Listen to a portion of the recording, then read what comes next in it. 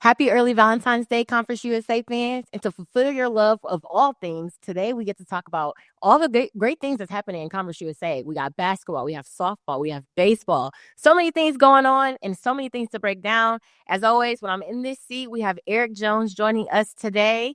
And we have amazing things happening in men's basketball. We finally have some leeway, some separation. So you can start off with that. Yeah, a little bit of separation now. We had a pair of 2-0 teams last week in Jacksonville State and Liberty. Super fun to watch Jack State right now. Won both games this past weekend, extending their win streak to 8. Big wins over Middle Tennessee. Thursday night, that was a big one. I think, 1-2 in the league at the time and, still are 1-2 right there, but separated themselves a little bit. I mean, it was a dominant performance. Jaron Pierre, Jr., CUSA Player of the Week, Lute Olson National Player of the Week honors. He averaged 32 points this past week, 4.5 rebounds, 4 assists. He had 10 threes in that game on Thursday against Middle Tennessee, which 7 of them coming in the first half.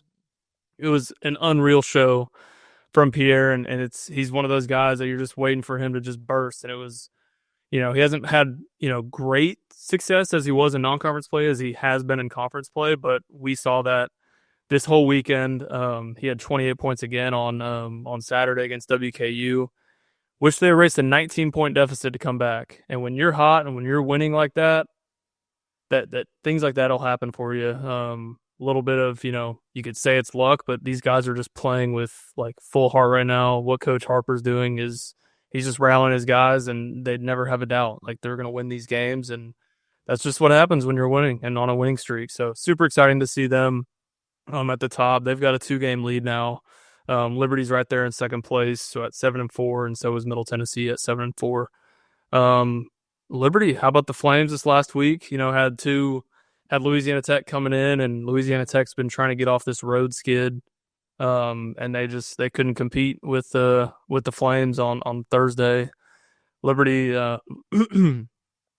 had 2 wins with the La Tech and in the Sam Houston game, and Sam Houston took him down to the wire there on Saturday. Caden Matheny was really good this week, averaged 16.5 points in both those games.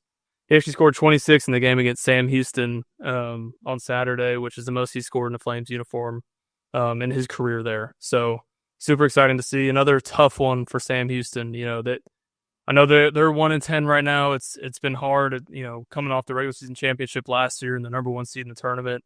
It's been a tough year for those Bearcats, but I feel like they've been in every single game. I don't think they have a double-digit loss in conference play, and they're in every single one. It's tough to see, but they're battling, and it shows you, hey, there might be a week down here in the stretch where they might ruin someone's seeding. We still have 4 weeks. So yeah, it's still a lot of ball to play, but it's a great week for Liberty. And they got a tough road trip this weekend with New Mexico State and UTEP. So talk a little bit about Middle Tennessee. We always know, like, Justin Porter, he's been doing outstanding for them. So just give us a little insight. They split this weekend 1-1. They're tied, like you said, for second place with Liberty. So just what is it about this Middle Tennessee team? Yeah, obviously a tough road trip for them, going to a young Kennesaw team and Jack State as well. That Jack State game almost seemed like it got out of hand early, and they're playing with a little bit of pride. Obviously, they were still in the contest, but I think Jack State really gave it to them. Jean Pierre again went crazy. But for them to bounce back after a tough loss like that, knowing they lost to that top team in the standings, and to come back and beat Kennesaw State the way they did and hang on. They were up by 15 at half. I believe it was 49-34. So the way they scored in the first half was really impressive, led by Justin Porter and Esau Mustafa down low. But, second half got a little dicey there, but they hung on. They stuck with their guys and stuck with the leadership of that bunch to hang on to a 1-point win against Kennesaw State.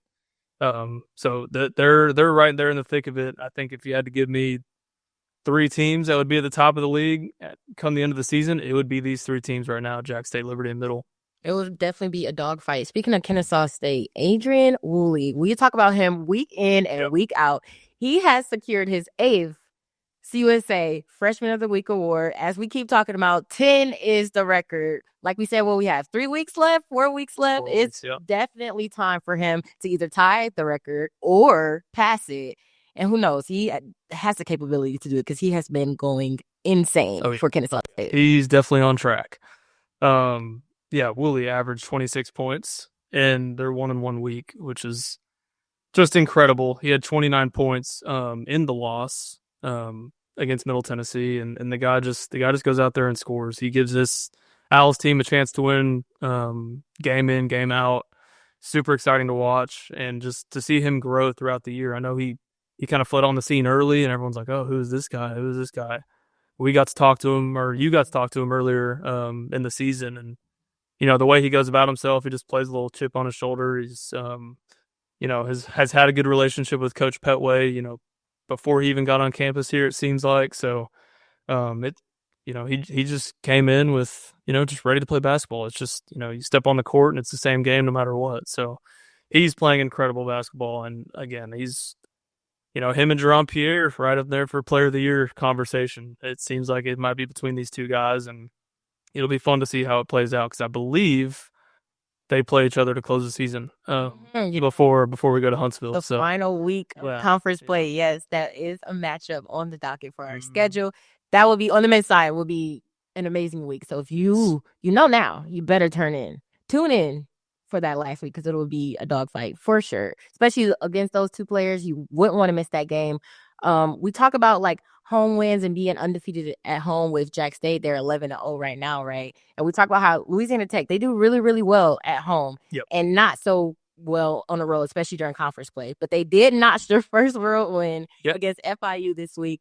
So do you think that was just what they needed to be, on a steady, continuing, path of winning these road games? No, definitely. And again, like as we state all the time, like going on the road is not easy.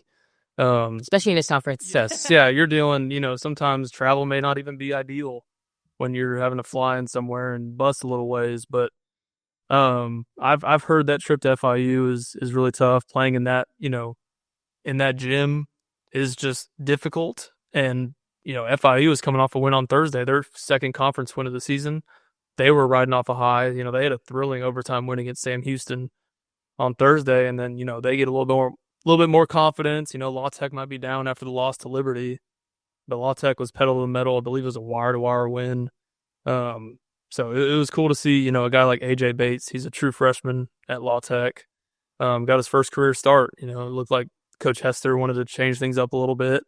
And Bates had 19 points, and just stepped up in a big way for those guys, and a big confidence builder, I think, for Louisiana Tech. They're getting to go back home this weekend where they will have Jack State and Kennesaw State. So it'll be exciting to see. They're 5-0 at home in conference play. So they obviously play with a lot of passion at home, and they want to win in front of their home crowd.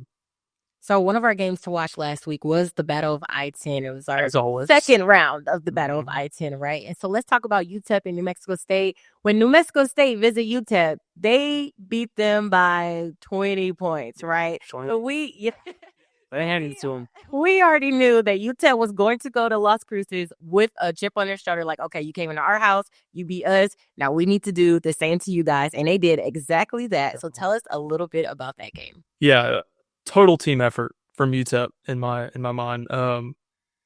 They obviously wanted some revenge. That was just probably left a horrible taste in their mouth when you have a team like New Mexico State and that their rivalry come into your own home and beat you by 28. So that doesn't feel good. That never feels good. So for them to go into Las Cruces and get that win, I know it was a tight game. It's a physical game with those two as always. UTEP is just playing really good ball, I think, right now, and on the defensive end especially. Those guys are physical, and they will get after you. They're still one of the top defensive teams in the country, and with steals and turnovers forced per game, you see that they're at the very top of that category. So total team effort. It's actually the first time in 14 years they've won a game in Las Cruces. So a big deal for them, especially, and to split that, and you never know, we may see them again in the tournament in Huntsville. Mm-hmm. And we always talk about that neutral court. It's no home court advantage. It's no being on the road, because obviously, in this case, which is weird for Conference USA, those road wins was in these teams' favor for this Battle of I-10 this year. But we talked about that being the game of the week last week. What are some games of the week this week? I think we definitely have to look at the hot Jacksonville State team going on the road. First time in 3 weeks they'll be on the road. They've had 4 straight home contests. And then, they get to go to Sam Houston on Thursday, which Sam Houston plays everyone tight. You never know what can happen there. But I think the game to really look out for them is at Louisiana Tech, where Louisiana Tech's 5-0 at home. Mhm. Jacksonville's won 8 straight. Something's got to give. So we'll see how that one plays out. It'll be very interesting. Middle Tennessee going to WKU after beating the Hilltoppers last time around. We'll see that big rivalry again on Saturday. And then Liberty going to UTEP. Liberty's been shooting the ball really, really well. UTEP plays really good defense. Mhm. Again, something's got to give. I think there'll be those three matchups will be really key to look forward to.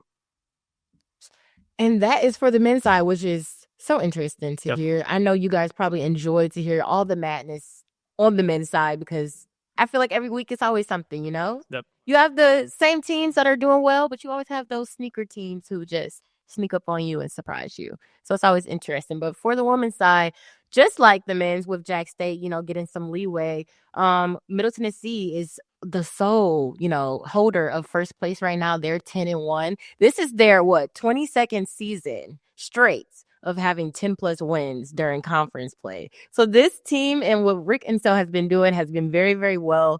Just Middle Tennessee just gets it done, right? And it doesn't matter about them losing one, which we'll see.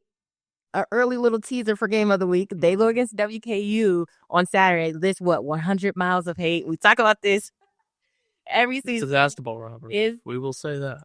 A very hardcore basketball rivalry. And I know that this week will mean more because WKU beat Middle Tennessee when they went to Bowling Green, right? WKU is visiting Middle Tennessee now. We will know that it might be a different story. It might not be a different story. Who knows? Of course, same with the UTEP and New Mexico State last week. WKU, they're like, okay, we can do it. We might do it again. Middle Tennessee is like, absolutely not, probably. So that will be definitely a game to watch. It will be so interesting just to see these two teams go head to head because it's doable on both sides, as we've seen. So I don't even know how to predict that one. Yeah, no, and it's like we were actually just looking up before this. When was the last time Middle Tennessee lost a home conference game? And it was just about 4 years ago. March 4th, 2021 to Marshall. So they take a lot of pride in playing at home. Obviously what happened the first go around, they just don't want that happening again at all. Yeah. And they're on a 6-game winning streak. So we will see if Middle Tennessee keeps that winning streak alive. Just extremely well. Tamia Scott has stepped into that role of Savannah Wheeler. Of course, that was a huge loss for them because that girl was, oh my gosh, a dog on the basketball court. But she graduated. She's moved on. I think Tamia Scott has definitely filled in that role. She's averaging 16.5 points per game for them this year. And I think she has really embraced it. It's a lot to, step up in. Those are some big shoes to fill of Savannah Wheeler. But I think she has been a key maker in Middle Tennessee right now, especially when you lose somebody that, valuable to your team, right? But she has been doing a phenomenal job for them. She was just our CUSA Player of the Week. She had career highs, right? She had 30 points, and then she had 24 against Kennesaw. She had 30 against Jack State, but she averaged, 27 points and 11 rebounds in one weekend alone through 2 games. Cool. Yes. Yeah. So she's been doing very, very, very well for Middle Tennessee. Of course, Anastasia Bodawerva. We talk about her every week. She literally leads the nation in blocks per game. So a defensive presence has just been so, so good for Middle Tennessee. And as we say, definitely a team to watch, a team that everybody is like, okay, maybe we can notch a win against them. Right. But they're like, absolutely not. No. They know how to handle the ball. They have 4 key players with Tamia Scott, Anastasia, Courtney Blakely, Jalen Gregory, who doesn't miss from the 3, it seems like. Not at all. Those 4 players is definitely players to watch. And I know these teams have them on their scouting report. Oh, yeah. And it's almost like that one loss may have been good for this team, They don't want to have that bad taste again in their mouths, obviously. And it's, they have 6 losses on the year, but those 6 losses, they're always against quality opponents. They do a really good job scheduling a non-conference play to get themselves ready for our league, but also, beyond that and try and make a deep run in the NCAA tournament. So, maybe that one loss at WKU sparked. I think it would spark any team in our league when you lose to a rival, but I think definitely sparked them, and they're playing with a lot of edge right now. For sure. And I think somebody else right now who will definitely, start to kick in for is Liberty, because they just had a tough loss against Louisiana Tech. It was on the road, so they visited Louisiana Tech and Sam Houston this past weekend. They left out of La Tech with a 1-point loss. And I think that is insane that game was so tight, right? But kudos to Louisiana Tech, because their freshman, Paris Bradley, was the savior of the day for them. I think she scored, 13 points in just the fourth quarter alone, or, maybe not 13 points, but she scored a lot of points for Louisiana Tech in that fourth quarter, because they were down. They were down, and then they came back. She was on fire. She did not miss. She scored the game-winning shot. It was 2.7 seconds left in the fourth quarter. Paris Bradley got the win for the Lady Texters against Liberty, and I know that they were fired up about that win, because that is essentially an upset, right? Because it was Middle Tennessee and it was Liberty that was tied for first place. They basically knocked them down 2 seconds. So now Liberty is on the hunt of trying to get back to being at least the number 1 seed in the tournament, or, just it will come down to tiebreaker protocols. And our tiebreakers can be a little crazy.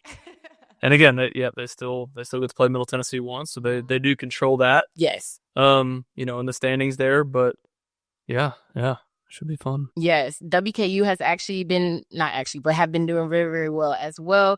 They walked out of last week with a 2-0 week. They had Kennesaw State and Jack State as well. Alexis Meade has been doing so well for the Lady Toppers. She averaged 22 points, 8 rebounds, 4 assists, and 2.5 steals, and that's just in 2 games, right?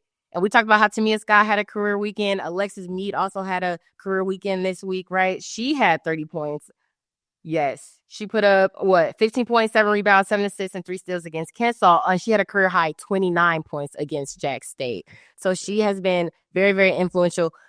I think I've talked about how WKU is the only team in our league right now who has 4 players averaging in double figures. So sounds about right. Yep. So we talk about how Middle Tennessee has 4 key players, right? But they only have 3 players that are averaging in double figures. WKU has 4 players, and they always have 4 players that are in double figures in each game. What has happened, 12 times this year already? And there's always different. It's not like one clear person that's leading the team. That's always a good thing to have. I remember, when I was covering women's basketball before Jess, this team was always a pesky group, like just fast and move around and just kill you in all sorts of ways, and shoot the 3 ball too. Like when they're shooting, when they're on, and it's, again, as you said, 4 players averaging, double figures. That's always a good thing to have. Anybody can step up and shoot. If all 4 of them are stepping up, you got a chance to beat anybody in this league. So super exciting to see, super awesome to see Alexis Meade have a week like she did. And just to go back, I mentioned how Middle Tennessee is 22 straight seasons with 10-plus conference wins, right? But I also want to mention how Liberty is 1 win away for being 26 straight seasons of 10-plus, game season in a conference, right? So, and it doesn't matter which conference they're in, it's their whole entire just overall of women's basketball. But just a very good kudos to Middle Tennessee and Liberty. They put together very, very good teams who's just able to win games. Yeah. And to have a streak like 26, 22 is a lot, but 26, I think it's crazy. It's insane. You're almost at 30. You just got to round it out a little bit. We're almost there. No, it's awesome to see that both these, programs, of the way they've established themselves with the coaching that they have. And it just shows, like, you win year in and year out, you're going to get good players to come play for you no matter what. So it's awesome to see these 2 programs, the way they're playing. And we also just have to talk about New Mexico State a little bit. Molly Kaiser is just a phenomenal player. You talk about how Jerron Pierre Jr., Adrian Woolley is in the running for Player of the Year. This girl is definitely in the run for Player of the Year on the women's side. She scored her 5th 30-point game against UTEP. We talk about the Battle of I-10 a lot, right? They won out this year. They went 2-0 in that battle when they visit UTEP, beat them 85-60. But she scored 30 points in that game. Her 5th time. It's her 2nd time in conference play. And I just feel like this girl's unstoppable. If she's on, there's nothing stopping her. It doesn't matter what your scout says. It doesn't matter what defense you put up. She is going to go score some points. Yeah. No, that's incredible for Molly Kaiser. Getting to see her join the league last year and, making a name for herself on that roster. but now it's just like she's taken over, like taken over Las Cruces. Like it's all Molly. She knows it's on her, and she goes out there and she just gives it her all every night and is performing, and it's showing very well. And I think I told you this earlier, how we met somebody on a flight this past weekend. I went to UTEP, went to El Paso. You'll hear a little bit more about that a little bit later. But on this flight, I met this woman, and she was saying how Molly Kaiser is so good, but how she's so proud of her progress from when she was a freshman until now. She was saying how when she was a freshman, she was short, she was a little skinny, she wasn't, as powerful or as strong as she is now. But her work ethic is what has, just prevailed her, or just, like she's so proud of just her improvement over the years, and just she knew that she wanted to play and how she wanted to be a star, but the work that she did to get there is phenomenal. And she just gave her so much praise of nobody sees the back end of what you're doing, right? How many times you're in the gym, how many times you're in the weight room, like what you're doing to be as good as you are on the court. Definitely. And she had such high praise for Molly, and was just saying, I hope she gets Player of the Year this year, because if anybody, she deserves it. Just her progress from freshman year to now. And we talked about that when we interviewed her a couple weeks ago, how she's a fifth-year senior, and she spent all 5 years at New Mexico State. So I know the city of Las Cruces is very appreciative of her. They call her a certified legend. She is. Definitely. So, yeah. Definitely a legend there. But she was just giving her flowers, and I just love that story that she provided us, on that flight. No, that is definitely incredible, and it just shows, like, the confidence in her. Mm-hmm. I mean, we were both athletes. When you start freshman year, you kind of deer in the headlights in a sense. Like, you're like, oh, this is the real deal.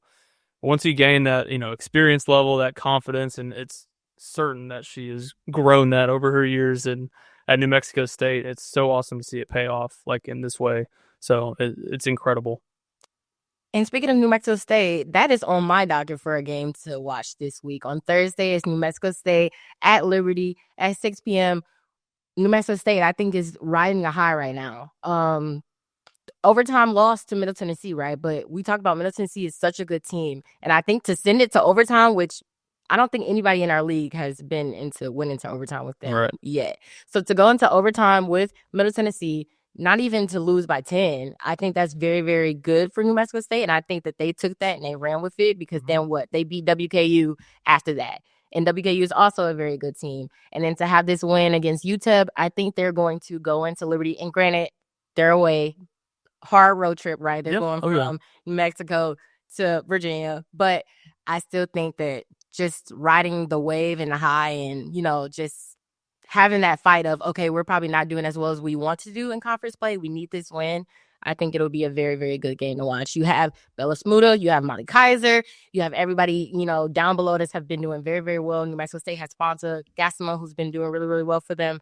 So, and a lot of superstars. Yeah. And I had superstars in the league. Deja Boone for Liberty. It's just, you just never know who's going to have a night. Well, Molly Kaiser's going to have a night. And if she does, and everyone around her, steps up as well. Exactly. And then if Molly Kaiser steps up, who on Liberty will step up? And Liberty has so many people that can shoot and that can score points, right? Oh, yeah. And another fact about Liberty is they have 10 players averaging 5 or more points, and they only have 14 people in their roster. Yeah, and 10 of them is averaging 5 or more points this season. Everyone's contributing. Yes, it doesn't matter. You can bring anybody off that bench and they're scoring points, right? And they're the only team in Division I. They're tied with Texas. So it's only 2 teams this season that has 10 or more players averaging 5 or more points.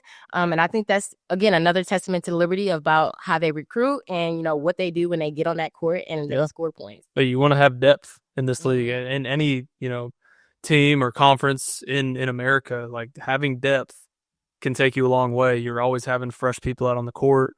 You can give your star a break for, a few minutes out of the game and get them water and get them back in there. So, like, to have that sort of depth and to have people scoring all around is crucial in college basketball. For sure. And of course, the same with the men's on Saturday, the 100 Miles of Hate game. It's WKU at Middle Tennessee, and that game is at 2 p.m. Central.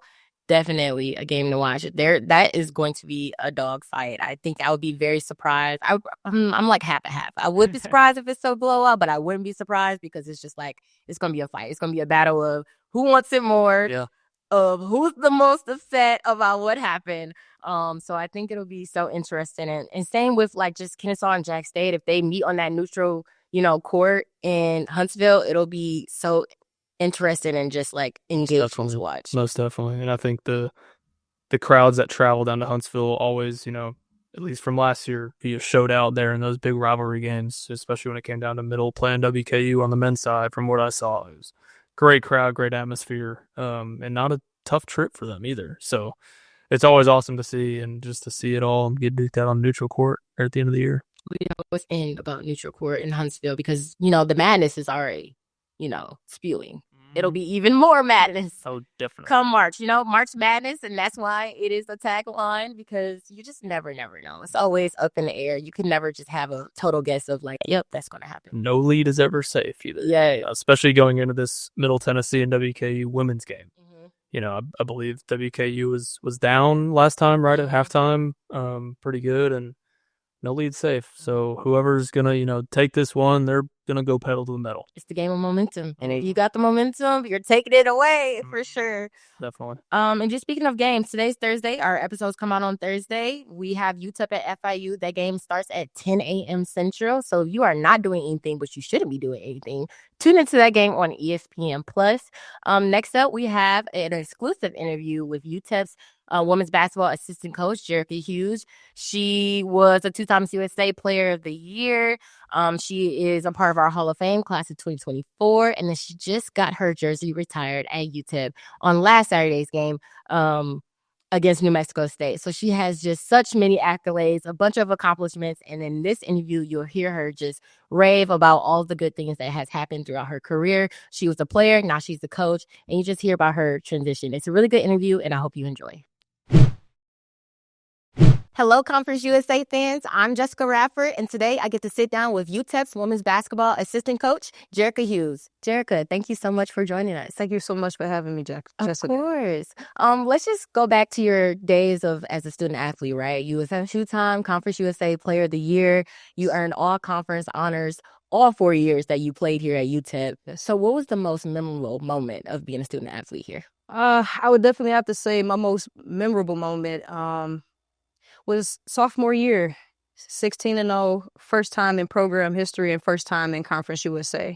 So I think that was the beginning of showing the tradition that we can win ball games and win championships around here at UTEP. So you guys went 16-0 that year in conference play, 28-4 overall. Yeah.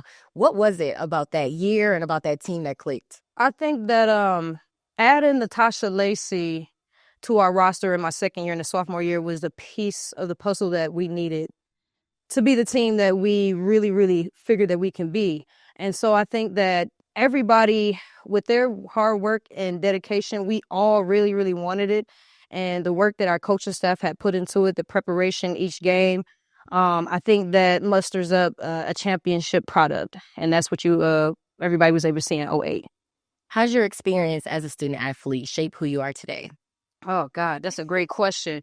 I would have to say being a student athlete and having to time on task, right, is one of the most important things. Time on task when it comes to your academics, make sure you get into your classes and making sure that you're meeting your requirements as a basketball player.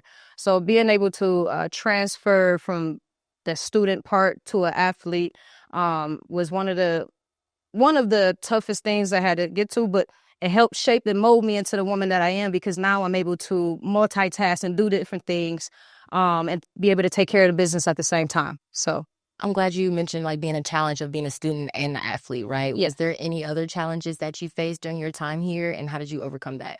I would probably have to say just transitioning, coming from Michigan in general and then coming down to Texas, and a little bit of a culture shock, if you will. So it was a little hard getting to understand and transitioning here to El Paso from Detroit.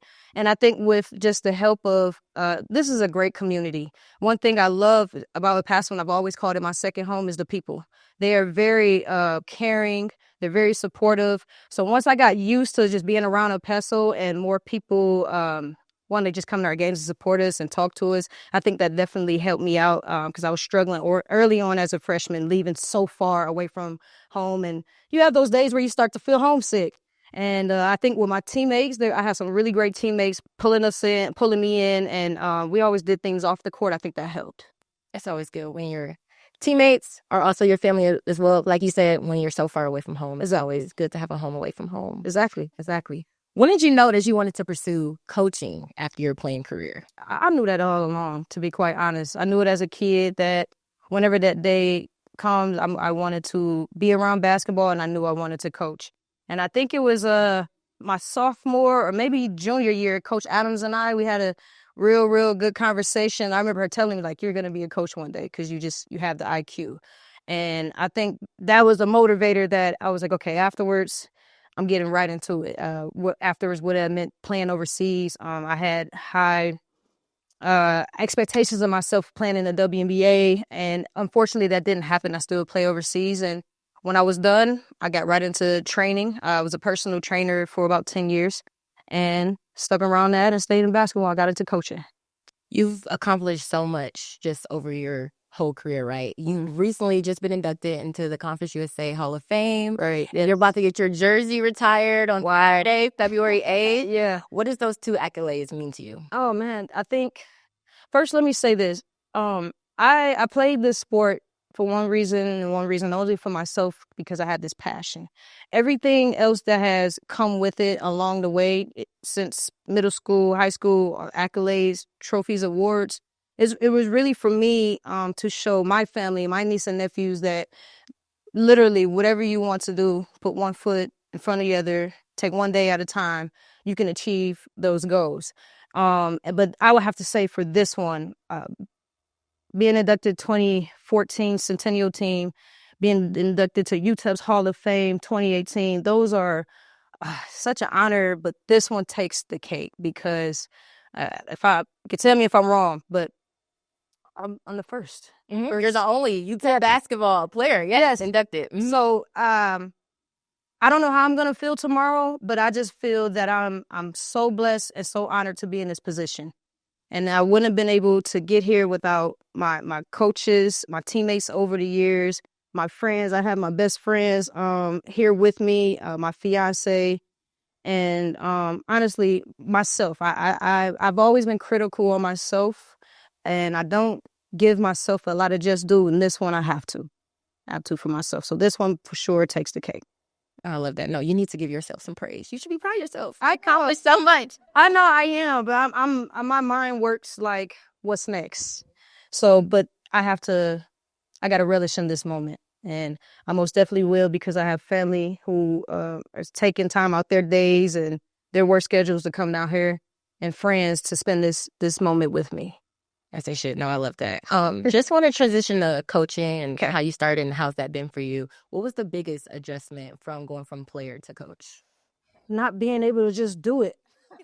Get on the court, do it for them. Yeah, because, I don't know, there's a thing about this generation of, you could tell them, and then sometimes it's like, you just got to get out there and do it, and you can't do it for them all the time. So I think that was my biggest adjustment, because if I could, I would explain myself. I coach like I played, right, passionately, and it's a lot of teaching as a coach, and it's a lot of patience with this generation that you have to have. So I think that's for me.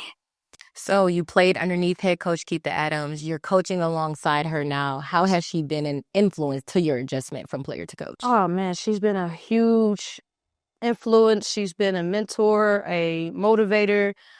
Speaking about coaching, I went back home 2015, 2016 to coach. And I went back to my community in Southfield. My high school, Southfield Lathrop, was closed down in 2015, 2016. And there's 2 schools in Southfield Lathrop, Southfield High. And they pretty much combined them and put it to Southfield A&T. So I went back home and I coached with my godmother, who was the head coach, Michelle Marshall, for about 5 years. And within that time, we were able to do some great things, win a lot of ball games, went to state championship. And all along the way with me coaching high school, I coached AAU for the Michigan Storm. When I would go to different events across the country, Coach Adams is right there. She'll be watching my games. She'll come to me, talk to me before a game or after the game. When I got hired on at Colby Community College in Kansas, she called me and we had a great conversation. She just gave me the confidence I knew that I had, but she helped me get over that hump from being an assistant coach to being in a position to be a head coach at a junior college. So she has been very pivotal to me in my life, not just on the basketball front. I've learned so much from her because she's a teacher, not just basketball. She's a teacher. She's a teacher of life, and she has helped me in so many forefronts in my personal life and clearly with the trophies and the rings you see as a player. So you own the school record for assists, steals, minutes. You rank second in scoring, right? So how have your experience of being a former athlete help you, just help these student athletes and mentor your, teammates? Well, not teammates, your players now. Oh, good, great question. I think, some of my girls will, some of them will look up the stats. Some will just, if you've been to the gym, see that when you walk into our gym, they see me there, and I think with that kind of like a segue for them to start being more vocal and asking questions so I can be a coach and give them the answers and drop what I like to call drop jewels on the next generation. Because one, honestly, I have no kids, so I want to be able to put everything that I have into the next generation of young ladies, not just basketball, but life in general. So I know you said sometimes, when you're coaching, you want to step out on the court and do it for them. But how is your coaching style and your philosophy, and how has that translated from just your former playing days? I would definitely have to say, experience. The best way to figure things out is experience. So as much as I do like to get out there and I really want to do it, I have to allow them to be themselves, be free, and make their own mistakes. And with those mistakes, that's where I start to come in and help them what it is that we're working on that we need to do. So I think that my coaching philosophy is like, I'm always going to be kind of rah because I'm passionate, but I understand with this generation that you're going to have to be able to make your own mistakes. You got to go through it yourself and then see what it is, your outcomes. And then if it's a great outcome, it's a bad outcome, whatever it is, you get to learn about yourself and be able to be a better woman the next day. Try to be a better you each day. To you, what's the most rewarding part about coaching? The kids, the young ladies, the next generation. I never did anything. If I could say I never did anything for myself, it's always about the next generation, giving back whatever it is that I can. If it's advice, if it's physically being in the gym with them, if it's academics, I love government. So government, they need a little help with that. Like anything that I can do in my power and my possession to help the next generation of young ladies, even if it's mental health. That's something that we all go through that is very, very huge. I've even had my struggles with mental health when I transitioned from not being a player overseas to changing into a coach. And I know what that feels like as an athlete to essentially all your life, you think in your mind you're going to play forever. And then when that day comes and it happens, it's not one of the greatest feelings, and it's tough to get through. So I had that experience of, got to have that, see the light at the end of the tunnel, and be focused and be able to figure it out and understand that you still got to show up in life. Mm-hmm. That's what it comes down to. You might be clouds. You might not be able to see the next day, the next week. But at the end of the day, you got to be able to show up in life. I love that. People, speak to experience, especially, you see what not to do and what to do. Right. Somebody. And, you could be a role model to somebody. I'm pretty sure you're a role model to a bunch of your players already. And I'm glad you mentioned the future generation. But how does it feel to be a role model to the future generation? I would say it's not anything that I particularly just strive for. I just work to try to be a better Jareica every day. And if I can affect one young lady positive in a day or week or month, that makes me feel good about myself. So I try to work on myself and be a better Jareica every day. You talked a little bit about being from Detroit. That's an inner city, right? Yeah. So what advice do you give to young girls that are trying to pursue a career in college basketball? I would definitely say college basketball, just in general, got to be a student of the game. You have to be a student of the game, learning the whys, the ins and outs of it, watching your film on yourself, watching film on your opponents. One of the main things is tendencies. When you start learning tendencies of a team and other players, that's going to help you out. But more importantly, I would say just be confident, have faith in yourself. you got to have a work ethic, not just in basketball, in life. You got to have a work ethic. You have to show up and give the best that you can each night and each day that you get out there on the floor. I'll have to say that. Great advice, for sure. Women's basketball has evolved just so much over these past few years in viewership and support and engagement. How has it evolved now since you were a former player? I would definitely have to say I'm a little biased when it comes to this. I know that it's big now, but you had players like Simone Augustus, Tina Thompson, and I mean, Don Staley, that was very skilled, very skilled, high IQ, playing the highest level of basketball.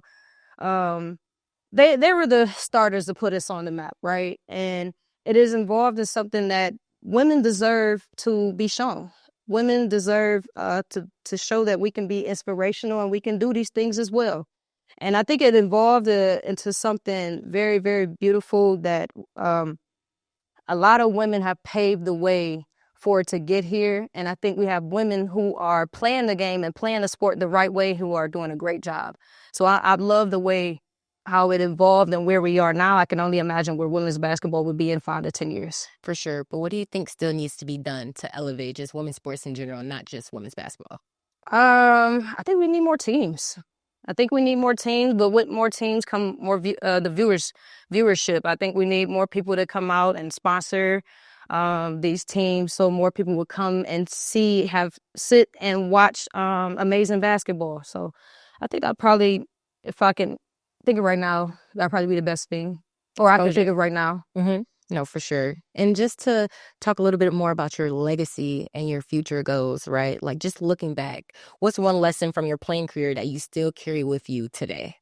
I would have to say my work ethic. I think without having that work ethic and coming in and showing up every day, I probably wouldn't be the hardworking woman that I am today. So I think that would be probably my best answer. No, I love that. What impact do you hope to leave, once you're done as a coach? I think the impact that I want to leave as a coach from being a player, these are things that were instilled to me at a young age, which is hard work, dedication, a coach that is passionate, a coach that wants to not only win games the right way, but more importantly, outside of basketball. Something that with Coach Adams particularly that I love about her, every program that she has been at the head of, each one of her students graduate. So having 100% graduation rate means that you're making sure that your players are getting the job done off the court and being able to move on to the next journey or chapter, if you will, of their lives. And I think that that's another important fact that I want to be left in my legacy as a coach, that not only that she knows the game and she can win games and speaking hypothetical, right? Mm-hmm. Win championships, that she also makes sure that her students are student athletes and they are able to go on to the next chapter of their lives with a degree in the field that they want. Mm-hmm. Because, athletes are always students first. Not everybody, right. And not everybody will have a playing career, post-college, which is fine. Yes. They also need an idea of You're right. What do they want to pursue outside of athletics. Absolutely. Some of them think that they're athletic students. Right. So we have to get that back in reverse and make sure they just understand that academics before basketball, A before B. Mm-hmm. No, for sure. What's next for you in your coaching career and just personal journey? I would have to say just continuing to be a student of the game. Just as I say it for players, as a coach, I'm always studying. I get to learn in real time each game, each practice with Coach Adams. I think she's a phenomenal person and she has a genius basketball mind. And as well as Don Staley, that's one of my goats. So I'm always watching Don Staley and trying to learn why she calls a timeout at this moment, why she calls this player, just the whys of what it is that she does, as well as watching their interviews there, as in Coach Adams and Don Staley, and just learning to be a better coach. every day. And that comes with me being a student of the game still and learning on that aspect outside of X's and O's. My last question for you is just when you're in Don Haskins Center and you're back in the thick of it, right? Do you ever just take a moment to just take it all in, especially with the banners up at top, with your NCAA tournament appearance, with your conference, USA championship, banner? Just do you take a moment? I honestly, I have moments like during practices. I have flashbacks of whatever it is that we're doing. I have some type of flashback, but I don't think I had that particular moment that you're speaking of. I think that might happen tomorrow. Yes, it needs to happen. I think once everybody's gone, you just need to take a moment. Yes. Just, look around and be like, I've accomplished so much in this 4 walls. It's actually kind of crazy. Yes. And I'm going to do that. And top of it, what I love is the fact that my school, this city has rich history. And I think that moment is just gonna be an amazing one because I'm surrounded. We look at those banners, the 66, and not even just the 66, all the other ones Don Haskins and his groups have done over the years. And then I look at the 08 and 2012 that Coach Adams has put up there. And I'm just blessed and honored again to be in this position. And I know it comes from all the hard work that I put into it, but I was a kid that it took a village. I did not do this alone, and I won't be able to continue in the future doing it alone. So it's going to be an amazing day tomorrow. Oh, I can only imagine. But thank you so much for joining us. We at Conference USA just want to say congratulations for everything that you have accomplished up until this moment. We know you have a bright future ahead. We'll definitely be watching out for you, and thank you again for joining us. Thank you so much for having me, Jessica, and I appreciate this honor from Conference USA. Out of all the teams and out of all the players that you all could have chose, y'all chose me, and that means the world to me. So thank you so much. Thank you so much, Jareica Hughes, for sitting down with me for that interview. We have some highlights of softball. We have some Power 4 wins, some big wins for our softball league. La Tech, they got a 6-1 win over Oklahoma State. FIU beat Iowa State at home, so that was very, very huge for them. That was a 7-6 walk-off win for FIU at home. Insane get for the Panthers. Middle Tennessee, they beat Rutgers 8-1, and then Liberty, they beat Louisville 9-4. So that was a very, very good game for Liberty. Right now, D1 softball has them ranked at number 24. Softball America has them ranked 20. So Liberty is definitely a team to watch this year for softball. Just huge wins. A huge weekend for Conference USA softball in general, and it's definitely a league to watch.